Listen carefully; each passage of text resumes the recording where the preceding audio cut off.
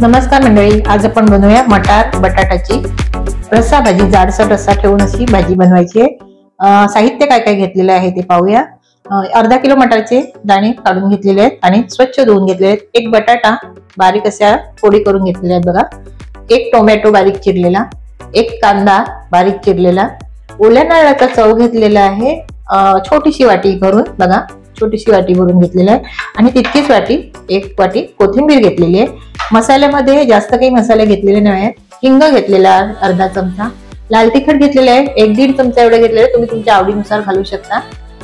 हळद घेतलेली अर्धा चमचा, आलं आणि जिरं ते मिक्सरला मी वाटून ठेवते। शाकाहारी भाजीमध्ये सगळ्या भाजींना मी घालते, तर ते घेतलेलं आहे। आणि तुम्ही ठेचूनही घेऊ शकता आलं आणि जिरं, किंवा तुम्ही जिरं आलं किसून घेऊन जिरं फोडणीलाही घालू शकता। मिरची घेतलेली एक, धने आणि जिऱ्याची पूड 1 चमचा घेतलेली आहे, मीठ घेतलेलं आहे आणि तेल लागणार आहे 2 पळी एवढं। इतकं साहित्य त्या भाजीसाठी लागणार आहे आणि झटपट होणारी रेसिपी आहे। म्हणजे मी पातेलं ठेवलेलं आहे गॅसवर आणि आता त्यामध्ये तेल घालून घेते। 2 ते 2.5 पळी एवढं तेल घालून घ्यायचे। तेल गरम झालेलं आहे, त्यामध्ये हिंग घालून घ्यायचं।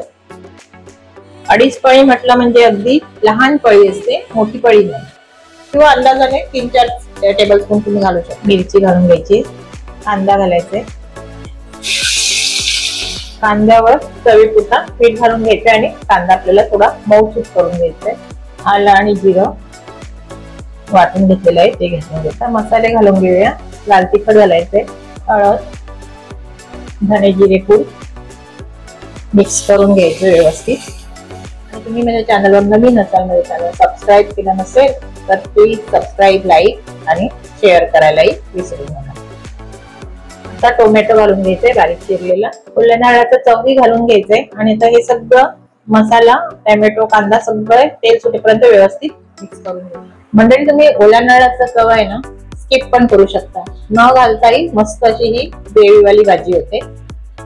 नसेल तरी काही नाही, जर तुम्हाला वाटत असेल की माझ्याकडे आता ओला नारळ नाही येतात तरी सुद्धा अशी मस्त झटपट अशी ही भाजी, छान अशी भाजी तयार होते बघा। मस्त असं तेल सुटलेलं आहे बघा। आपले हे मसाले आणि नारळ, कांदा, टोमॅटो सगळं व्यवस्थित शिजलेलं आहे बघा, मस्त असं।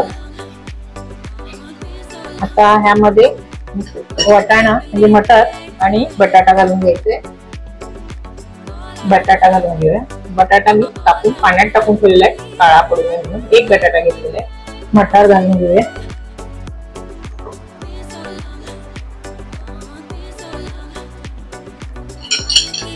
मिक्स करून घेऊया।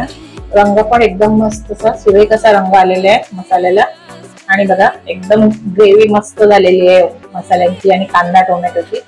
आता यामध्ये थोडस पाणी घालायचं आणि आता शिजवून घ्यायचं। कढई किंवा भांड थोडस जाड असेल तर जाड घ्यायचं, नाही बघा अशी थोडस लालसर होतं खाली।